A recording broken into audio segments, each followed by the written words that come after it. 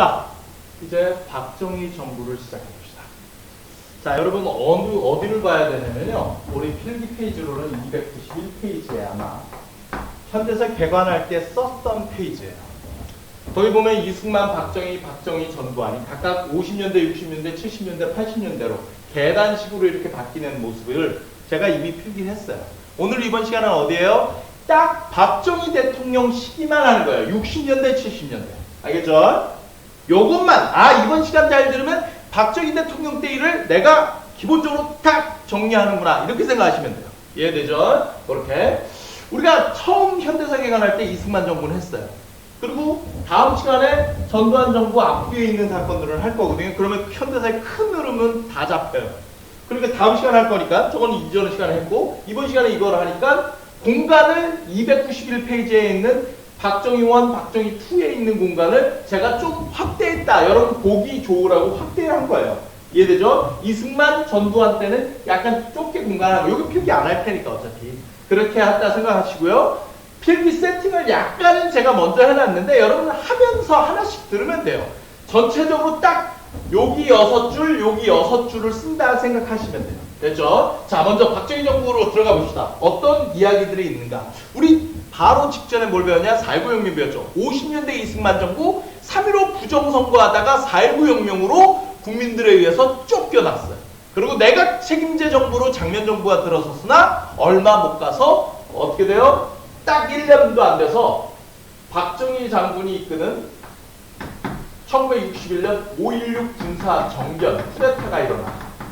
몇 년이에요? 그걸 어떻게 알아요? 60년대가 다 박정희 정부라고 했잖아. 시작이 몇이에요? 1, 2, 3, 4에서 1. 61년서부터 시작된 거야. 61년. 군사정변이 시작됐고요. 그리고 박정희 정부라고 실질적으로 보시면 돼요. 이 박정희 정부 시기에 있었던 일을 보면 자잘한 얘기나 정치적인 평가를 제가 하는 게 아니에요. 수능 대비만 하는 거예요. 이거와 관련돼서 박정희 대통령과 관련돼서 하고 싶은 얘기 많은 사람들은 알아서 인터넷 찾아서 좋고 좋다고 싫다고 다 하시는 여러 의견들이 있으니까 거기서 하시고요. 저는 수능만 박정희 정부와 관련된 수능 문제만 풀게 팩트 중심으로 한다 생각하시면 돼요. 시간이 없어요. 그래서 그런 거예요. 자, 어쨌든 5.16 군사정변 직후에 박정희 장군이 잠시 군사정부를 하는데 요 시기에 시행착오가 많아요. 군인들이 군인으로 살아오다가 갑자기 정치를 몇 달 만에 정치를 하려니까 시행착오가 굉장히 많죠. 화폐개혁도 하려다 실패하고요. 하다가 하긴 했는데 제대로 안 되고 물가 혼란만 가져오는 일도 생겨요. 그 시기에 우리가 나중에도 그렇고 중요한 거 하나는 꼭 알아둬야 되는데 장면 정부의 계획이 수립됐었던 것을 나중에 수정하여 박정희 정부 때 처음으로 1차 경제개발 계획이 이때 시작됐다는 것은 팩트거든요. 경제개발 1차 경제개발 계획 플랜 62년서부터 시작됐다. 경제개발 계획이 시작됐다. 박정희 정부다라는 거는 알아는 두시면 선택지 풀 때 매우 요긴해집니다. 문제는 계획만 있으면 다 해결돼요? 여러분 계획은 뭔데요? 의대 가는 거? 서울대 가는 거? 연고대 가는 거? 그러면 계획하면 다 되니? 올해 결과 나온 거니? 계획은 잘 썼죠, 여러분들. 공부하는 계획은 하루 종일 1년 내내 빡세게 공부 이렇게 돼 있잖아요. 실행이 생각보다 쉽지 않아요. 계획은 어떤 애는 경제개발 계획이 너무 환상이었어요. 제가 보기에 대학 가는 거 플래너에다 계획 잘 짰다고 대학 가는 게 아니거든요.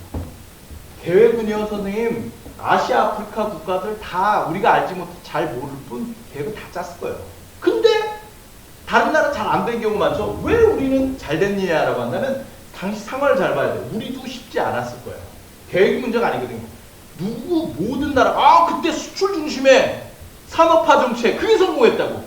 야, 상식적으로 조금만 생각해봐. 60년대 아시아, 아프리카 국가들이 다 막 유엔에 가입하고 막 난리가 나요. 그 무렵에.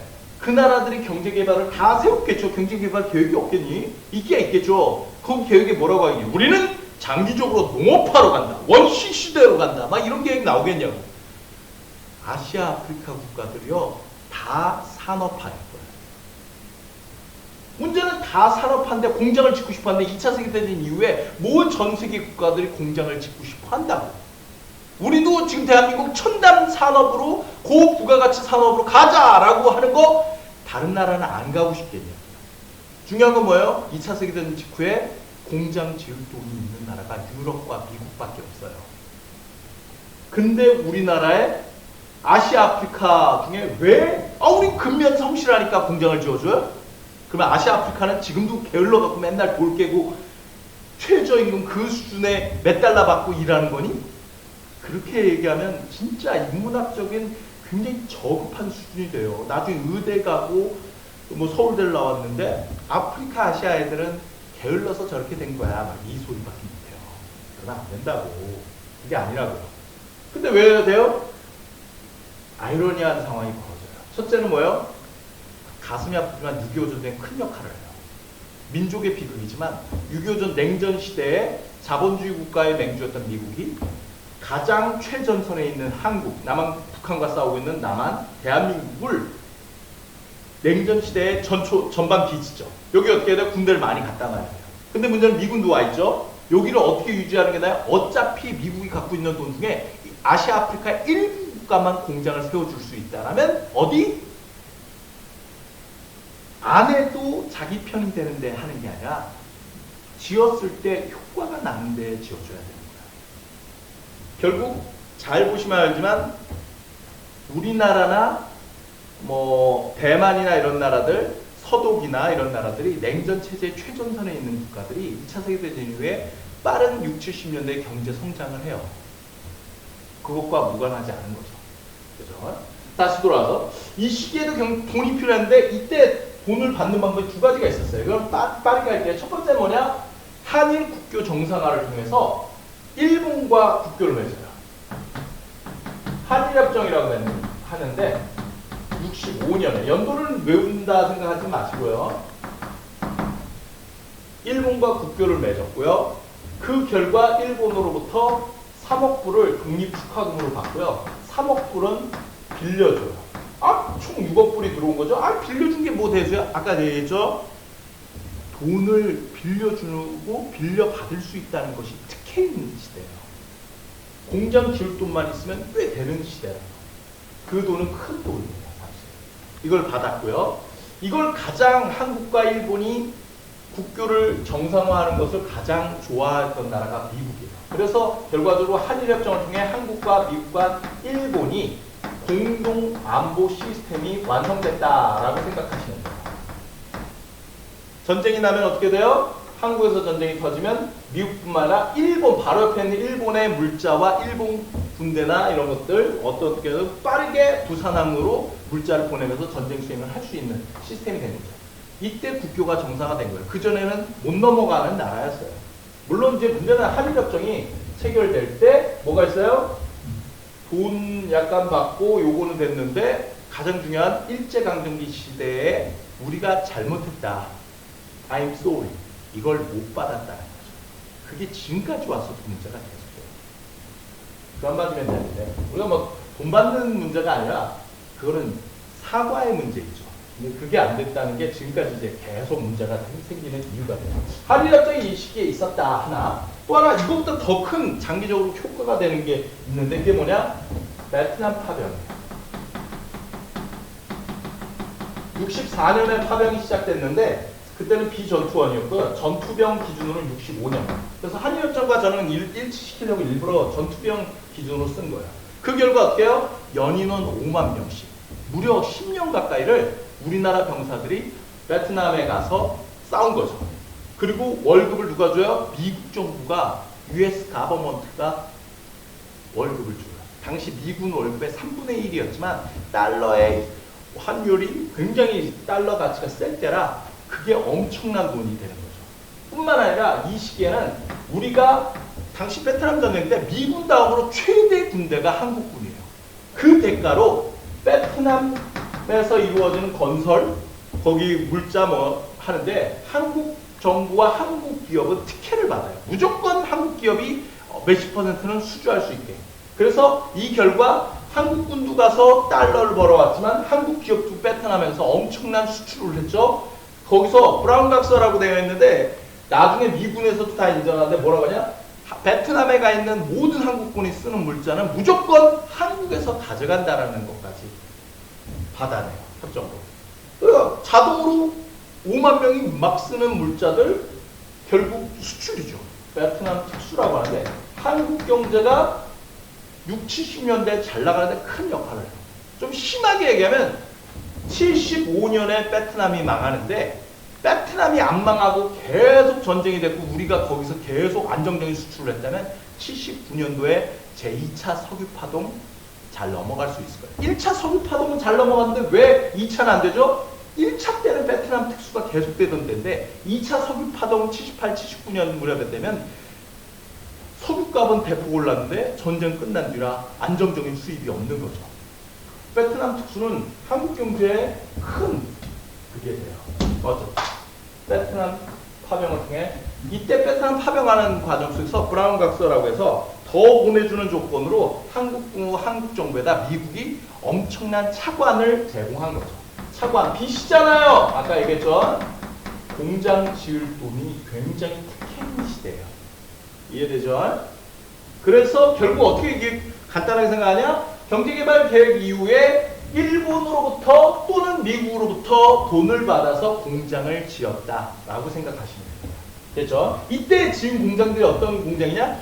한국지리 하는 학생들 하지만 이때는 대체로 경공업 중심이었어요. 경공업이라는 건 가볍경차전, 가벼운 산업. 뭐예요? 섬유, 신발, 가발 이런 산업들 있죠. 그런 것. 경공업 중심이 60년대였어요. 이렇게 생각하시면 되죠. 그러다가 70년대로 갑시다. 요 정도 하면서 여기서 요 선이 모점선이 뭔 차이냐면 요 위에 세 줄은요 정치 파트고요. 이 4, 5번 여기 2, 3, 4, 5번은 경제 파트예요. 60, 70년대의 정치와 경제를 구분해 주려고 제가 나온 거예요. 자, 60년대 정치가 조금 복잡하지만 제가 간단하게 할게요. 60년대 후반서부터 시작해서 60년대 박정희 정부 쭉 가다가 60년대 후반 70년대 초에 큰 변화가 하나 일어나요. 세계사적인 변화죠. 어떤 변화예요? 냉전이 어떻게 돼요? 완화가 돼요. 냉전의 시대는 맞는데 완화라는 건 없어진 게 아니라 부드러워진 거예요. 약간 부드러워진 거죠. 대표적으로 미국 대통령 닉슨 도크린이라는 걸 발표하는데 뭐라고 하느냐? 이제서부터는 미국이 우방들을 지킬 때 어떻게 하냐? 옛날엔 빨갱이 나타나면 무조건 참전이에요. 그 지역이 어디? 북극, 남극의 펭귄, 빨갱이래 하면 무조건 미군이 남극 가는 거예요. 무조건. 근데 남극의 펭귄들을 잡는 게 미국의 국익에 도움이 되냐? 이런 걸 안 따지고 빨갱이면 잡으러 가겠다라고 한 거죠. 그게 냉전의 시작 트루먼 독트린이라면 닉슨 독트린이 좀 달라요. 지켜주되 단 무조건 전쟁이 났을 때 공산주의자와의 전쟁이 생기면 어떻게 해? 우리 우방들은 각자 먼저 싸워라. and 대신 미국은 니들을 도와줄지 안 도와줄지를 미국의 국익을 감안하여 선택할다라는 태길로 바뀐 거예요. 굉장히 큰 변화예요. 대표적으로 이 닉슨 독트린 영향 속에서 나중에 어떤 일이 생겨요? 베트남이 공산화되죠. 미국이 계속 쏟아부었으면 망하진 않았을 텐데 잘 생각해보니까 미국 입장에서 계속 10년 이렇게 해서 10년, 20년 싸우는 것보다 그냥 베트남 포기하는 게 미국의 국익에 낫다 포기 이렇게 된 거죠. 닉슨 독트린으로 냉전이 완화돼요. 문제는 이 닉슨 독트린 냉전 완화는요. 당시 냉전 시대에 남쪽에서 권력을 잡고 있던 박정희, 북한의 김일성한테 큰 위기예요. 왜? 둘 다 서로 사이는 나쁘나 정치를 할 때 많이 써먹었거든요. 박정희 대통령 같은 경우 자신의 반대파가 나오면 빨갱이! 본인도 광복 직후에 남노당, 공산당의 전신이죠. 남조선 노동당, 남노당에 가입 경력이 있어요. 군사재판에서 유죄도 받고요. 그것 때문에 군대에서 잠시 쫓겨날 정도로 그 이력이 있으나 그게 만약 지금까지 남았으면 어떻게 됐겠어요? 박정희 대통령 딸 박근혜 대통령이 우리 사회의 최대 연좌제 피해자가 될 거예요. 아빠가 남노당이었는데 딸이 공무원 할 수 있겠니? 근데 참 세상에 놀랍죠? 세월이 흘러서 이분이 자신도 자신의 셋째 친형이 대구 인민폭동, 대구 폭동이라고 옛날 교과서에 나왔었는데 대구 폭동 때 중심 인물이었던 박삼이에요. 자기 형도 빨갱이, 자기도 남노당에 가입했어요. 그건 팩트죠. 근데 이후에는 정치 딱 되는 순간 그 기록들은 이제 얘기를 안 하기 시작하고 더불어 자기의 반대파를 무조건 빨갱이로 모른 거죠. 그래서 저는 빨갱이 하는 순간 게임 끝나요. 왜? 우리나라 6.25를 겪었잖아요. 빨갱이 공산주의자 때문에 가족을 잃은 사람이 주변에 3-4 가족은 한둘은 돼요. 심지어 우리 어머니도요, 6.25 전쟁, 우리 어머니 고향은 평양이거든요. 전쟁 때문에 우리 외할아버지가 돌아가셨어요. 우리 어머니 빨갱이라면 치를 떨죠. 피난 나오시고 온 가족이 해체되고 평양 쪽에서 잘 살고 큰 집을 갖고 있었는데 졸지에 재산도 날라가고 온 가족이 피해를 입었잖아요. 그런 가족 입장에서 제 빨갱이라고 하는 건 지금 시대하고 달리 그 시대에는 빨갱이 이꼬르 욕이에요. 엄청난 욕이에요.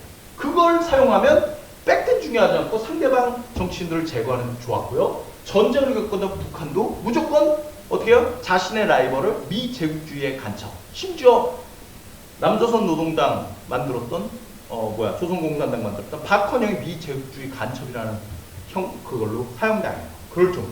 서로 그 방법을 써서 빨갱이, 제 미국의 첩자 막 이런 걸로 해서 정치 쉽게 10년을 했는데 갑자기 옛날에 빨갱이랑 손잡은 처음부터 빨갱이 했는데 어떤 일이 생겨요? 갑자기 미국 대통령 닉슨이 고무렵에 전으로 해서 중국 빨갱이랑 만나서 웃고 나오는 거예요. 중국 빨갱이 옆에 있는 너도 빨갱이라고 하려고 했더니 미국 대통령이다. 미국 대통령 빨갱이라는 건 말이 안 되잖아. 그렇죠. 굉장히 위기입니다. 그 시기에 썼던 방법이 뭐예요? 정세에 어떻게 해요? 둘 다 위기를 겪었던 남과 북의 박정희, 김일성이 이 시기에 이 냉전 완화의 분위기에 편승하여 뭐래요? 바로 7.4 남북 공동성명이라는 걸 발표해요. 최초의 남북 정부 간의 합의고요. 72년. 통일의 3대 원칙을 합의해요. 이건 자세한 거는 나중에 통일정책 나올 때 나오니까 그렇게 보고요. 그래서 분위기가 냉전 완화의 분위기에 가는 것처럼 이 분위기 때문에 여러분 영화 보면 실미도에서 원래 60년대 후반에 남북관계 굉장히 안 좋았거든요. 2, 3년 전만 해도 이승복 어린이 죽고요. 청와대 습격 사건이라고 해서 김신조 일당 31명이 내려와서 박정희 대통령 죽을 뻔했어요. 그래서 그거 보복한다고 실미도 부대 만들었잖아요. 평양에 가서 김일성이 목을 딴다. 근데 영화 막판에 보면 알죠? 실미도 부대가 가질 못해요. 왜? 냉전 완화가 된 거죠. 보복하려는 순간. 미국이 반대하고요. 플러스 알파 그 분위기 속에서 7.4 공동성명이 터지는데 이거 하는 마당에 김일성 목을 따러 특수부대 보내면 깨지잖아. 그러니까 어떻게 못 보낸 거죠. 이 분위기. 그래서 실미도 부대가 일부 부대가 막 반란을 일으켜서 탈출해서 총격전하고 하는 얘기들이 나오는 이야기를 갖고 막 설경구하고서 나오죠. 보내주십시오. 막 평양으로 보내주십시오. 막 하는 시기가 있는데 못 보내주죠. 지금 냉전 완화거든요. 근데 7.4 남북 공동성명은 그럼 남북 협력이냐? 박정희 대통령, 김일성 둘 다 그런 거 아니에요. 둘 다 위기를 냉전 완화의 분위기를 이용하여 분위기로 가는 척하면서 딱 중요한 건 저는 읽었을 때 뭐라고 하냐? 10월 유신이라고 적어주는데 전관계가 중요하거든요. 7.4 남북 공동성명과 10월 유신 중에 뭐가 앞인지를 봐요. 7월달이 먼저니 10월달이 먼저니 그거야. 10월이죠. 7월이죠. 7.4 남북 공동성명하고 다른 곳에서 석 달 사이에 뭐 했겠어요? 헌법을 만들죠. 어디서 가요. 그리고 남북이 협력해서 뭔가 나중에 이러다 통일되는 거 아니야? 희망을 던지고 그러다가 근데 북한은 몰표 나오겠죠. 김일성 몰표. 남한 쪽은 바로 1, 2년 전에 김대중과 박정희가 박빙의 대통령 선거를 했거든요. 위기감을 주는 거죠. 너 1번 찍을 거야 김일성, 2번 찍을 거야 박정희. 3번으로 사표 나오는 순간 이 나라는 빨갱이의 국가도 될 수 있어. 이 국가적 위기의 상황 갑자기 10월 달에 개엄을 선포하더니 박정희 대통령이 긴급 기자회견 영시를 위하여 개엄.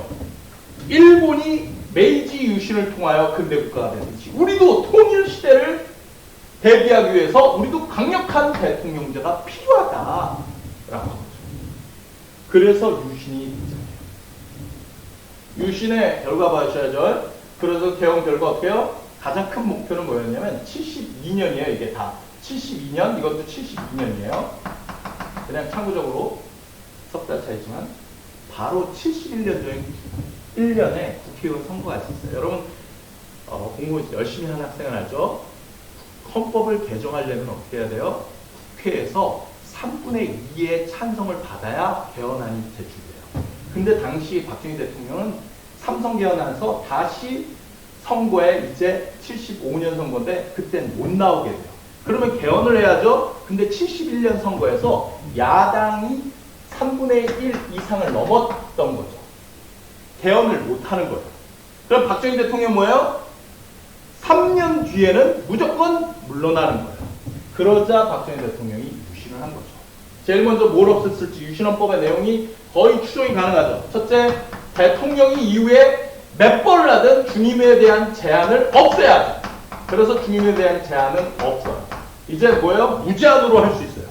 어차피 선거하잖아요. 선거는 통일주체 국민회의라고 해서 간접선거. 박정희 빠 2,000명 체육관에 모아놓고 단독 후보예요. 찬성 반대. 99.9%의 찬성률로 당선. 그래서 계속 하는 거예요. 영원히 하게 되는 거예요. 플러스 행정부 대통령은 다 하죠. 근데 대통령이 법안 제출하는데 국회가 여소야 되면 통과가 안 되죠. 그거 보기 싫죠. 그러니까 어떻게? 대통령이 국회의원의 3분의 1을 임명하는 헌법이에요. 이 헌법. 그러면 나머지 3분의 2만 선거하니까 여당에서 약간만 선거 조금만 잘하면 전체 과반수를 금방 획득하죠. 획득 못하면 어떻게 해요? 몰패를 하면, 완패를 하면. 그래 관계없어요. 어차피 대통령이 국회 해상권을 갖고 있어요. 이번 선거는 좀 원하는 대로 안 됐네. 다시 해. 이게 가능해요. 될 때까지. 그리고 국회도 장악하죠. 행정부도 장악했죠. 행정부, 입법부 다 장악했죠. 심지어 법도 만들어요. 대통령이. 이것이 시험 문제 자주 나오는데 바로 긴급조치라는 고유명사예요. 긴급조치가 나오면 이건 뭐다? 유신이다 생각하시면 돼요. 긴급조치는 뭐냐면 법을 국회가 만들잖아요.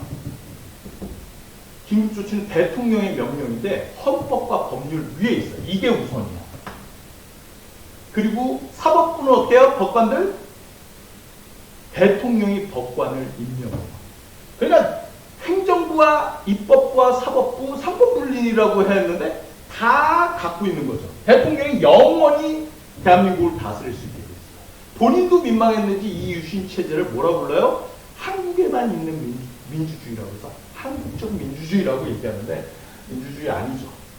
민주주의 아닙니다. 가끔가다 몇몇 학생들이 선생님 나중에 그래도 박정희 대통령 측근해송에 총으로 죽는 거 그건 좀 안 좋은 것 같아요. 만약에 안 좋은 게 있다면 얘기해서 법을 바꿔서 해야죠. 평화적으로 하는 게 맞는 것 같아요. 그거는요 한국사 제대로 공부를 안 해서 그래요. 긴급조치 조항 1조가 뭐예요? 현행 유신헌법을 뭐예요? 비방하거나 지금 헌법을 이 유신헌법을 뭐예요? 유신헌법을 유신헌법이죠. 유신헌법을 바꾸자, 개정하자고 주장하는 것을 금지한다. 그러니까 술집에서 유신헌법 이건 아닌 것 같아. 이제 바꿀 때가 국민들이 바꿔야 되지 않을까? 라고 하는 순간 체포해요. 감옥 간다. 그러니까 얘기를 못하는데 어떻게 헌법을 바꾸니? 이거는요 평화적으로 바꿔요. 얘 생각이 지금 공부를 안 해서 그런 거고요. 유신헌법은 평화적으로 바꿀 방법이 없어요. 혁명이든 암살이든 이거 방법밖에 없어. 안 그랬으면 어떻게 해요?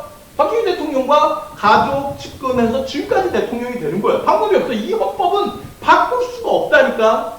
대통령 선거인단은 그들만 2,000명 딱 해서 단독 BTS 팬클럽에서 대통령 한 명 뽑는다라면 누가 되겠냐? BTS가 되죠. 이거는 방법이 없어요. 영원히 가는 거예요. 긴급조치가 그렇게 만들어놨어. 헌법 조항. 결과적으로 출발서부터 불행이 나옵니다. 근데 더 놀라운 건 이게 여러분 국민투표도 해요. 그래서 79%가 찬성합니다. 선생님, 열의 8. 이거 헌법, 민주주의의 헌법 아니거든요, 여러분? 대통령이 영원히 행정부와 입법부와 사법부를 장악한다는 게 말이 돼요? 그게 무슨 민주주의야? 공산당하고 뭐가 달라? 근데 그 헌법을 투표한 국민투표에 열의 8이 했다고 누가 그런 걸 했죠? 여러분 할아버지 할머니한테 물어보세요. 투표를 했다면 80%의 확률로 했을 가능성이 많아요. 그리고 갑자기 묻지 마. 할아버지 왜 그딴 짓 했어? 할머니 왜 그랬어? 막 그러면 안 돼요. 왜? 그 당시에요. 여러분이 한국사 잘 모르시 그때는 방송 신문에서 했잖아. 통일시대를 대비하는 강력한 대통령제가 필요하고 이거의 문제점을 얘기하지 않아요. 필요하다라고 했다. 관심이 있으면요. 72년 초에 일간지 지금도 다 있잖아요. 신문 기사들 뭐라고 유신헌법을 뭐라고 표현했는지. 신문방송에서 국가가 위기의 순간에 필요하다라고 하니까 필요한 줄 알았죠. 지나가면 그래서 역사는요.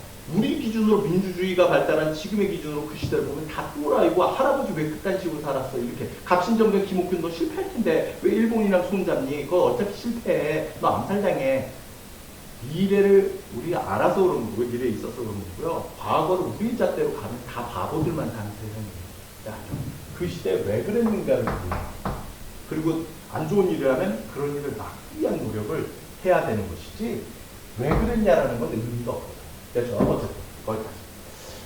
유신헌법 봤어요. 자, 경제 파트로 갑시다. 경제 파트는 여러분 폭넓게 나와요. 그냥 문제를 자잘하게 하니까 60년대냐 70년대냐 그냥 박정희 정부냐 이런 수준.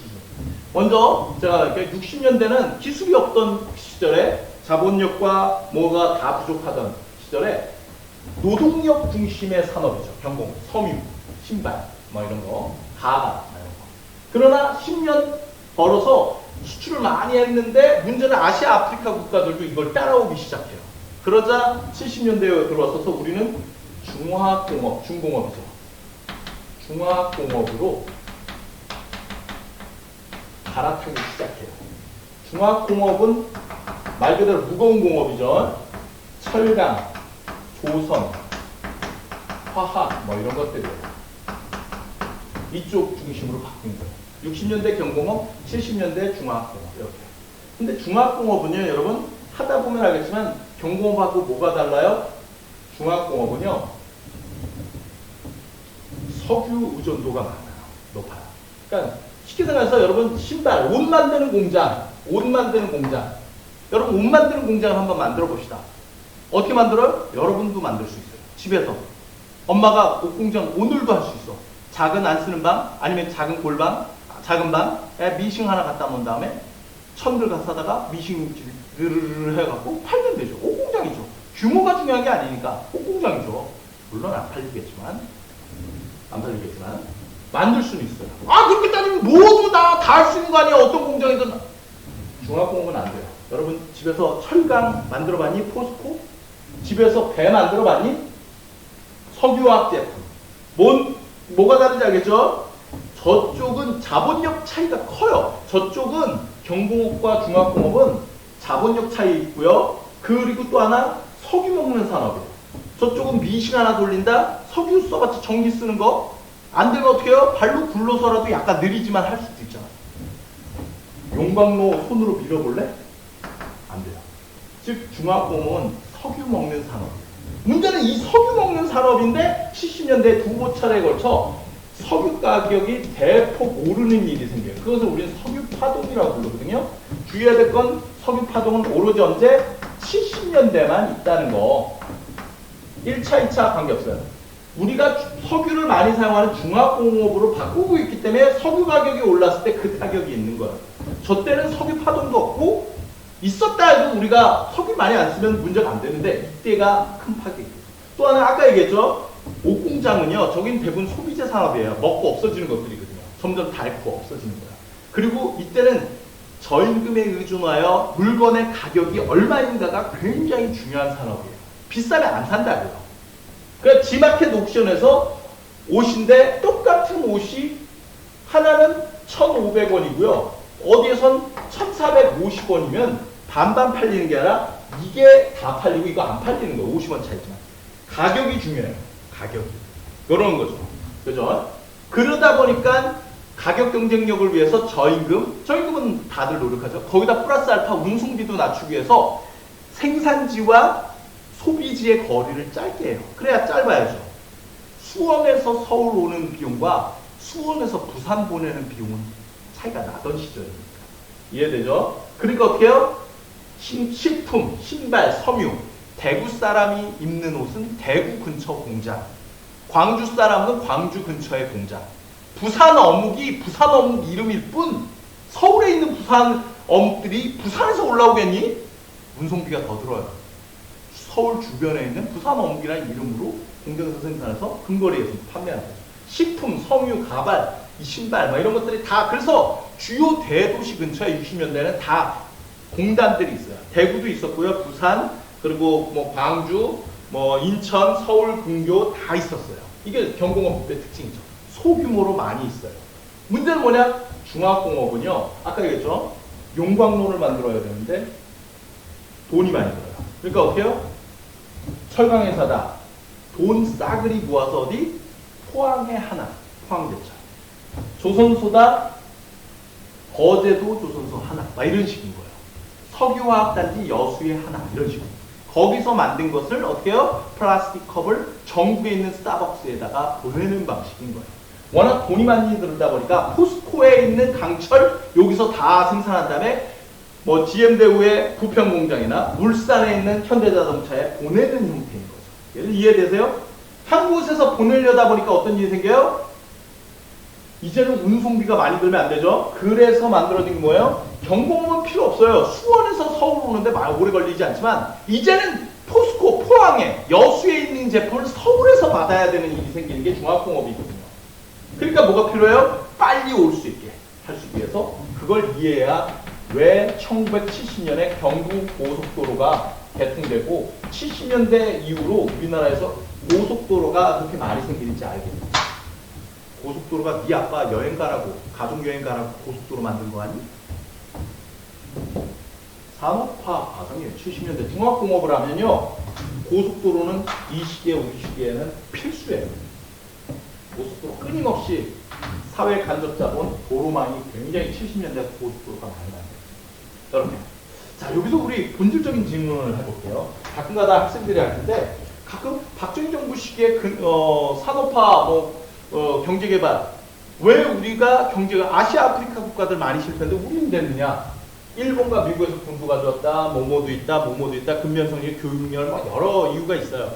그 또 하나 뭐냐? 애들이 뭐라고 하냐면 수출 중심의 경제 정책 플러스 우리 경제 정책은 산업화에다가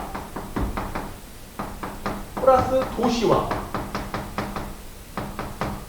했다. 요 얘기를 하는 거죠. 아까 얘기했죠.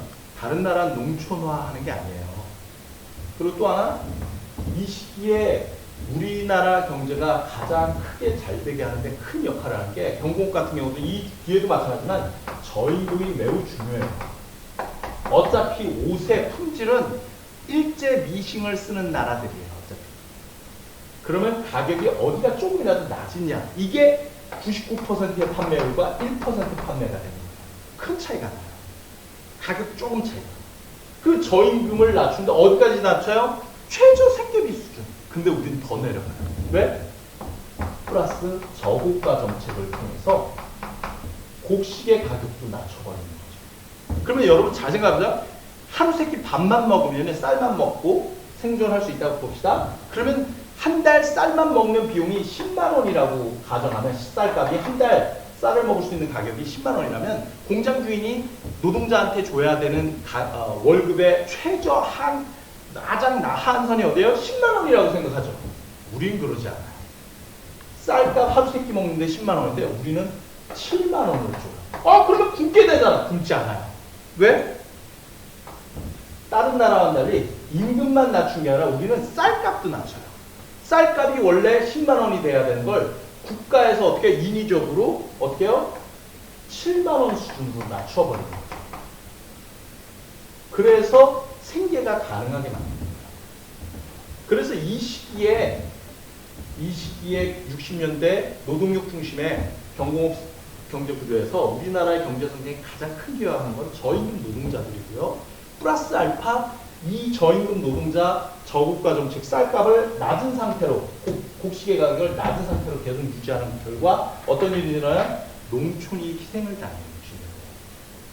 그 결과 도시 노동자들이 저임금이죠. 농촌은 60년대 도시 노동자 임금의 70%밖에 안 돼요. 이미 도시 노동자도 저임금인데 농촌은 1년 내내 농사를 지어도 더 나죠. 그래서 어떤 일이 생기냐면 놀랍게도 60년대는요. 농사를 지으면 지을수록 빚만 늘어나요. 여러분 할아버지 세대한테 물어보세요. 그러자 어떤 일이 일어나요? 이걸 이해 못하면 공장을 도시에 짓고 그 그랬더니 사람들이 도시로 몰려들어서 도시와 한국지리 어설프게 배우면 저렇게 돼요. 야, 사람들이 무슨 불나방이니? 공장 지면 막 날아다니게. 그런 개념이 아니에요. 산업화는 다른 나라도 하는데 우리나라가 전 세계에서 가장 빠른 도시화 속도를 보여줘요. 60년대. 왜? 농촌을 피폐하게 만들어 도시로 가게 하는 거예요. 그러면 도시에 많은 노동력, 잉여 노동력이 생기면 그들 간의 경쟁으로 저임금이 계속 유지됩니다. 그렇게 돼요.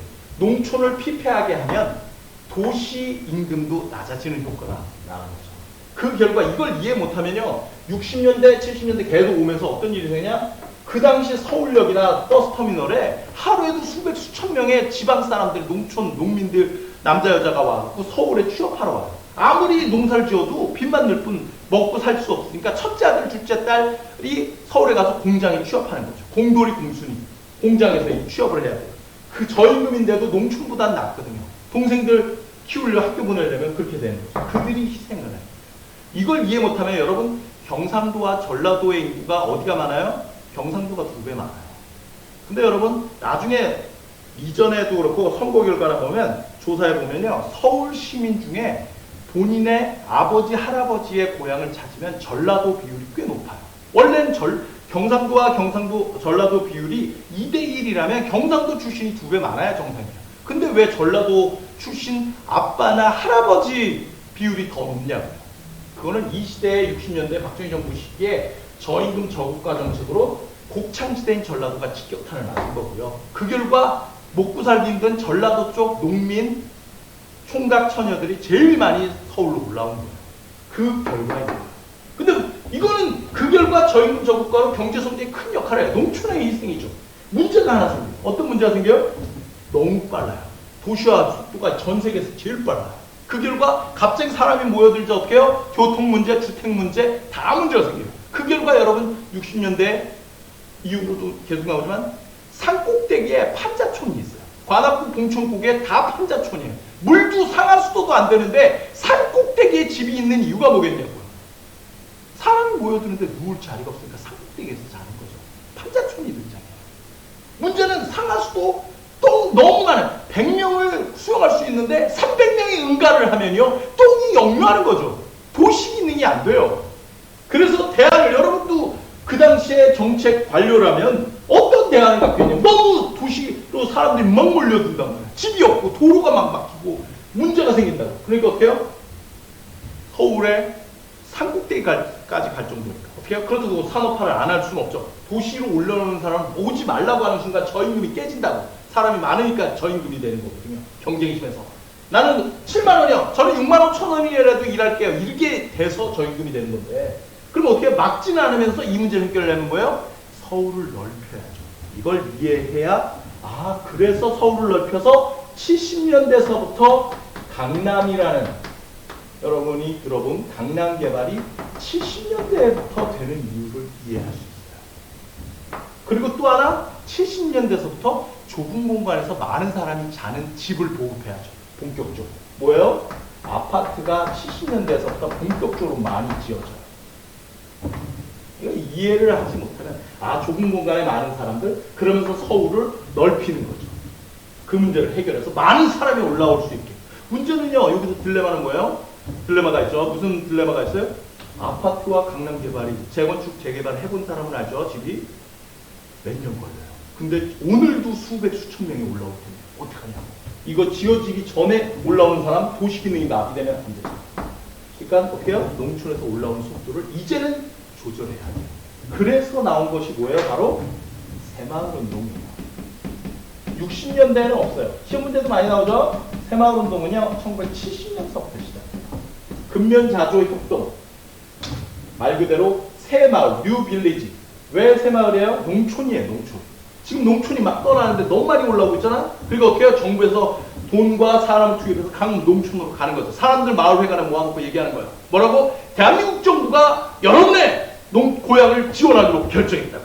그래서 어떻게 해요? 노래도 만들고 잘 살아보세 막 노래도 만들고요.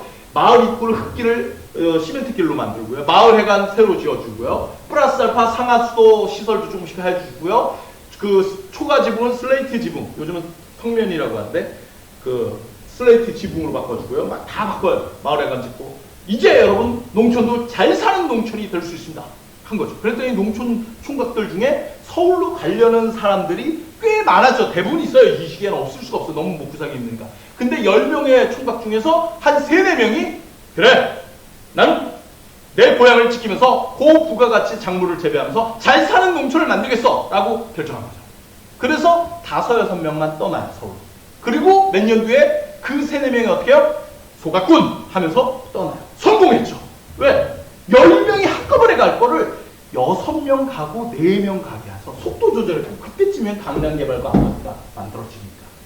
여러분 교통체증 제가 다니는 옥면산 터널 차가 10대가 갈 때가 막히는 거예요. 저녁 6시, 밤 10시, 아침 7시 반 이때 차가 많아서 그런 거예요. 한꺼번에 모이는 게 아니라 7시 반에, 8시 반에, 9시 반에, 10시 반에, 11시 반에, 12시 반에 5분의 1씩 이렇게 나눠지면 교통체증 없죠. 똑같은 교통량이라도 한 번에 몰릴 때가 문제가 되는 거죠. 나눠서 가면 해결이 돼요. 그것이 새마을운동. 농촌의 불만을 무마할 필요도 있었고요. 농촌에서 서울로 올라오는 사람들의 속도를 조절하는 효과도 있어요.